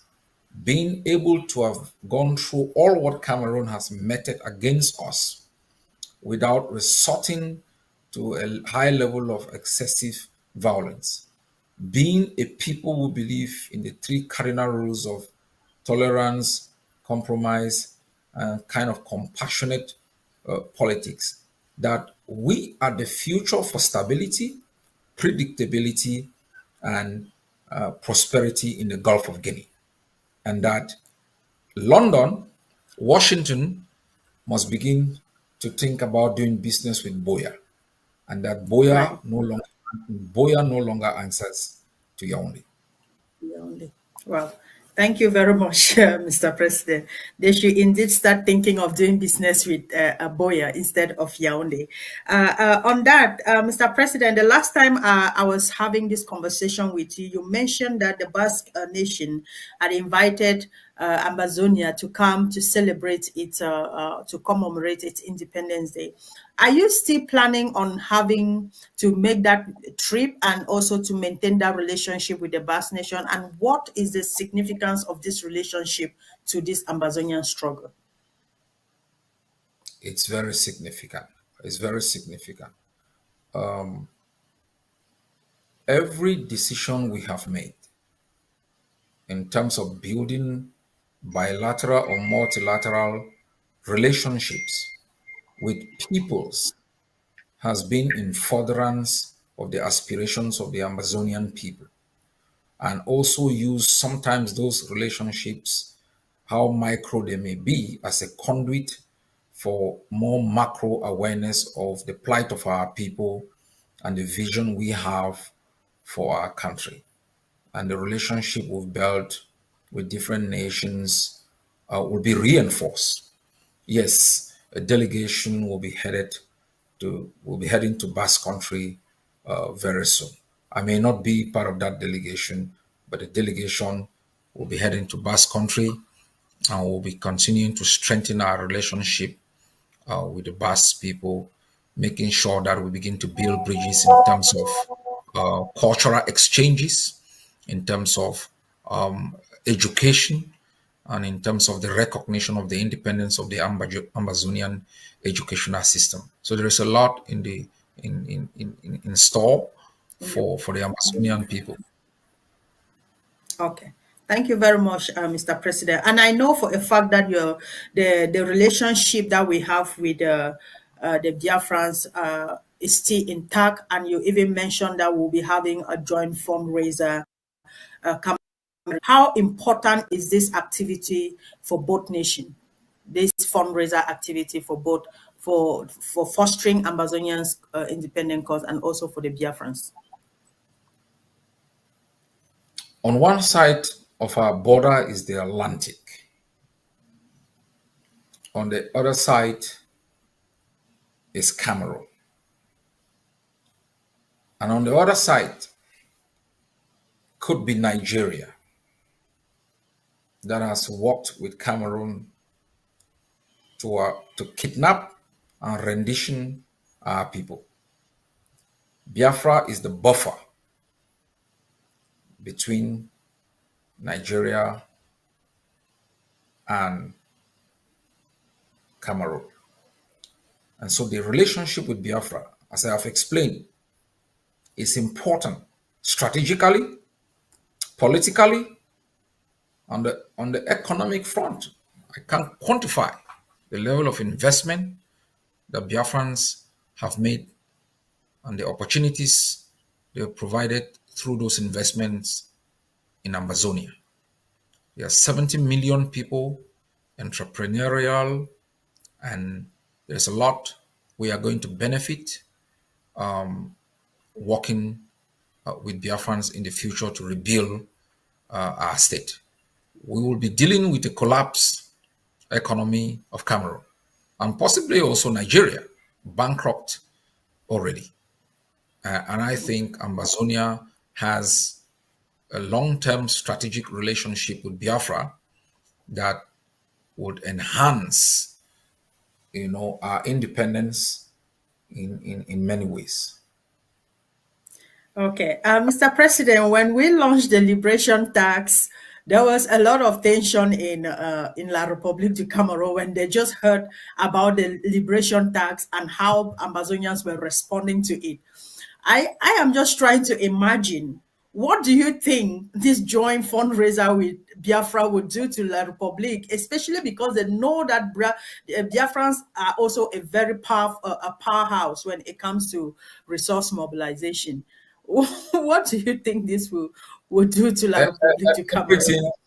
Everything we do, there is cry die in La République This- because they understand our strategic excellence. They understand it. And so when we formed the alliance with Biafra and everybody was screaming, oh, this is going to be catastrophic, you can see that if you read ICJ report, you read other international reports, you would be able to now quantify, the importance of that relationship. And what is coming is huge. So I want Ambazonians to know these barbarians, these what I call nyamfukas. Look, there will be a time when we will be claiming Douala, we will be claiming Bafusam, until these people, they pay for all the crimes that they have committed. They have touched, they've knocked on the wrong door. They say a woodpecker does not peck every tree. They've pecked on the wrong tree.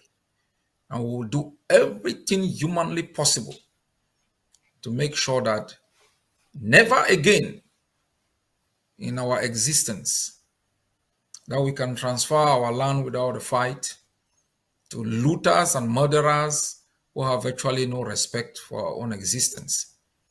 Chop Brookport, as they call them, these people on the other side. Witchcraft Witchcraft. I've never seen I've never seen witchcraft in broad daylight.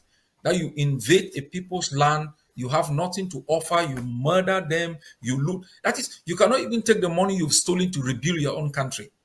Cameroon looks like a place in the 10th century. So we cannot, in the 21st century, when people are moving at the speed of light in developing their countries, people, I mean, people are building private jets to take over, take over space, and those guys don't have roads. They don't have roads. But they want to come and colonize Ambazonia. They want to, oh, Jesus Christ. Mr. President, without disclosing any names of countries, has the years or over the past months been working with other countries to see that Ambazonia is recognized, or to foster alliances with other countries, whether be it in Africa or Europe or in the Americas, Asia, wherever?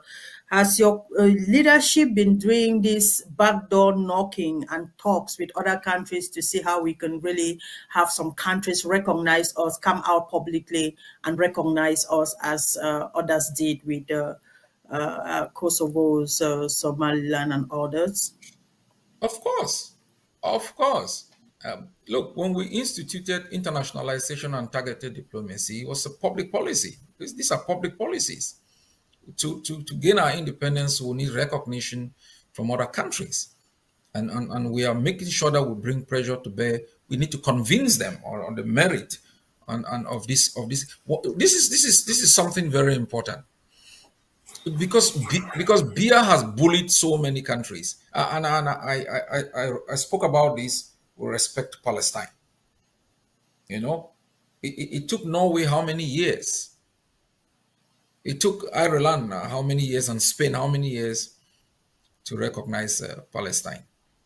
How would the recognition of Palestine have harmed Israel? And that they allowed themselves to be bullied, and that cost the lives not only of Palestinians but Israelites.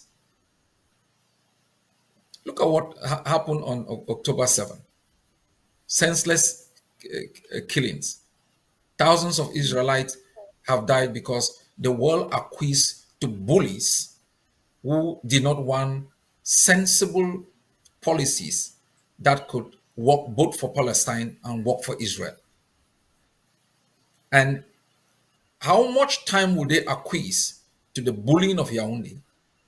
The recognition, at least in the minimum, of the right of the Ambazonian people to self-determination will halt some of the arrogance and actions of Yaoundé in Ambazonia. Trust me, just the Banjul outcome sent a strong message to Yaoundé that these are a people, and actions that you take against a people to inhibit their existence or to threaten their survival might constitute genocide. And it will send a powerful message to Yaoundé if countries come out, as the Oxford University report stated, that independence has to be on the table in any consideration of the resolution of this conflict. By acquiescing to the bullying of Yaoundé, gives Yaoundé a license to kill, a license to burn villages, a license to do whatever they want to do, because they consider us and the silence of the international community acquiesce to that consideration of the Ambazonian people as their property. So this requirement for the recognition of Ambazonia, even at least minimum, is right to self-determination, is a human rights strategy to prevent Cameroon's excesses and to mitigate the effect of Cameroon's actions within the Amazonian territory. And so we are working extremely very hard, and I call on Ambazonians across different parts of the world. We will be producing a standard recognition request that will be given be submitted to many governments, and we will make that public, and we will explain that in its finest details for the world to understand. And we have been very successful in defeating the notion that Cameroon had years past marketed across the globe, that we were simply some SY property of theirs that the Germans handed over to the Brits. And so their actions within Ambazonia is legitimate because it was some part of their territory. That notion has been destroyed. And we will continue to hammer through that. Show us one model of coexistence between a dominant Francophone state whose constitution is coach to the constitution of the Fourth French Republic, based on a centralist government that can coexist with a minority Anglo-Saxon state. Doesn't exist. And so Cameroon's attitude is not even the lack of the will, the willingness, but it's the absence of a workable model that it can institute without destroying itself. Thank you very much, Mr. President. As your team, yourself and your team are knocking at these international organizations' doors and countries' doors, what has been your greatest challenge or that you've been facing in course of seeking for this recognition with these foreign powers? The greatest challenge has been the bully. Cameroon has bullied the Americans. It has bullied the Brits. It's bullied the Norwegians. It's bullied everybody. The ancestor in Yaoundé has been using a pivot, kind of it's bullied them. So now the international community is caught up in this perception of the fact that there is something exists called Cameroon that provides some semblance of stability. And in international relations, you study the action of actors. And Right. they've studied the action of Mr. Biya, who has not given out a lot of information about who he is and how he functions. And so the world has been bullied to submission. That has been the greatest challenge. The second challenge we have faced has been that which has been promoted by the Weaverbirds, a perception of division amongst the Ambazonian people. And we have argued successfully, especially when we went to Canada, that we aren't divided.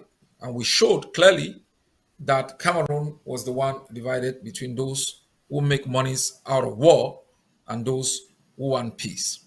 And so this perception of division, constantly propagated by some Ambazonians, is giving some international partners some false assumption that because South Sudan ended up in chaos post-independence, maybe we've argued this successfully based on the democratic platforms that we have established, especially with the Ambazonian Governing Council, the manifesto that we will be presenting in a few days, that Ambazonia's independence will be anchored in certain values that will make chaos impossible.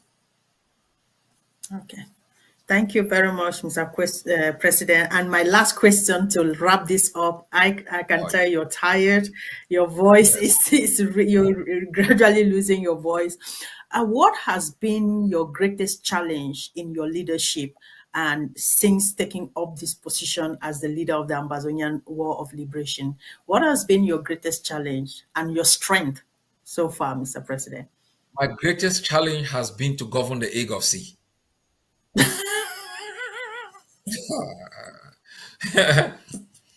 My greatest challenge has been to govern the egg of sea and keep it together as a unit.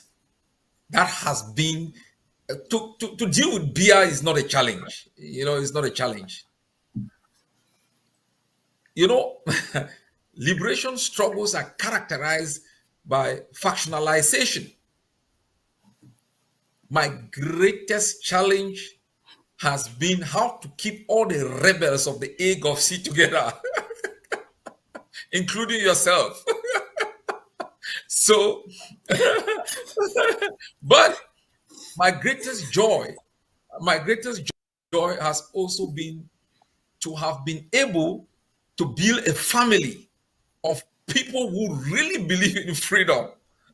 And I feel so happy to have been given the opportunity to lead the egg of sea and to be part of the Ambazonian leadership at this particular moment in time when I look at what is happening on the ground with our forces, and that for 8 years we are still able to establish and exercise command and control. I say it cannot be by our will, by our strength, sorry.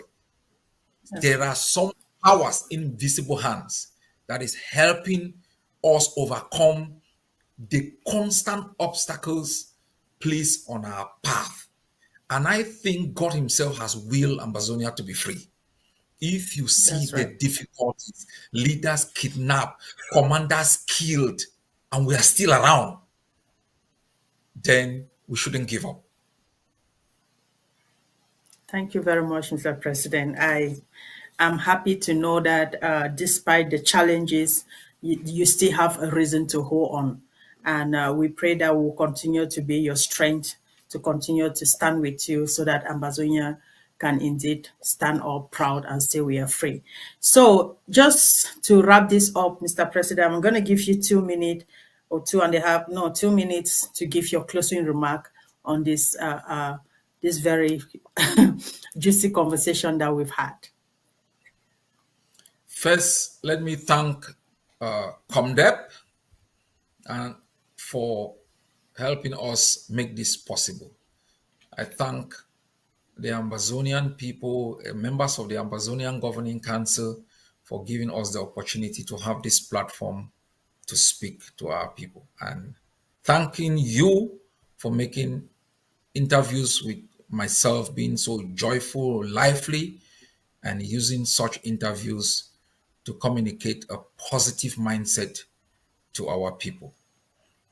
The only thing I can tell our people is that till the day I die, I will never compromise your independence. Till the day I die, I will not blink as far as your freedom and independence is concerned. And even when I die, if there is a life after death, I will intercede for you until you are free from the yoke of colonialism, pain, and deprivation. That is my promise I give you. And you should stand for your freedom. It will not be delivered by me, it will be claimed by you. It is your right to exist, to have happiness. It is your right to have prosperity. It shall not be decreed from Yaoundé. It shall not be handed to you by traitors, by looters who have done everything possible to keep you as slaves. They have made it that thousands and thousands of our people are scattered across the globe. Sister is in Norway, brother is in London, auntie is in Berlin, mama is in Washington. That is how they have scattered the Ambazonian people. And who has done so? A country that cannot stand on its own feet. We don't owe Cameroon child support. We don't ask them for anything. The only request which we make with our life, our liberty, and our blood is that they leave us alone.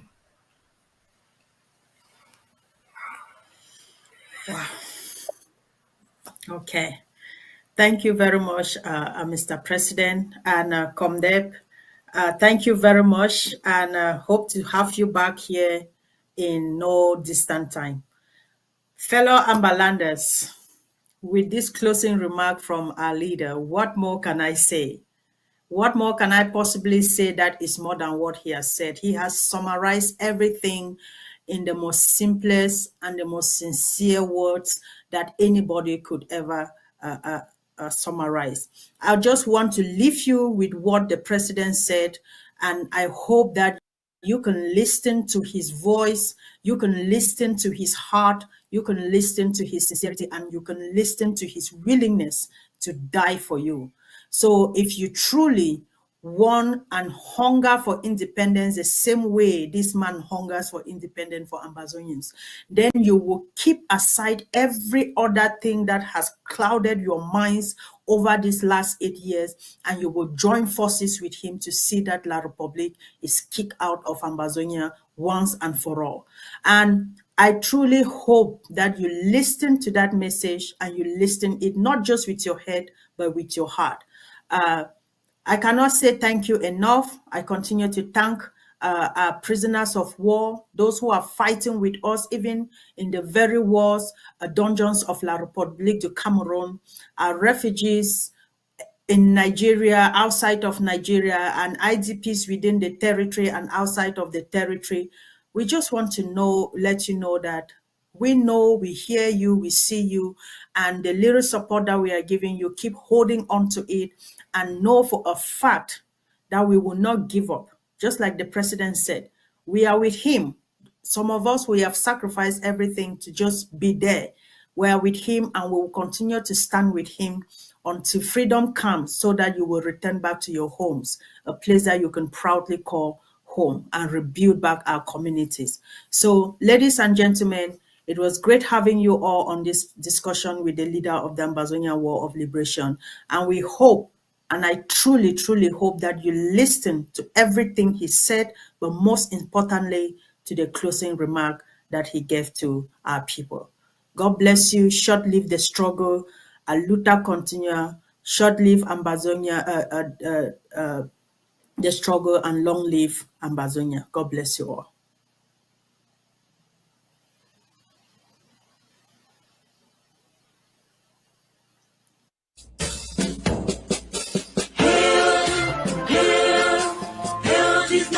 Glory, we the Ambazonian, pledge our loyalty. Praise to our Savior who granted us our freedom. Allegiance to the hero who fought along with Diablo.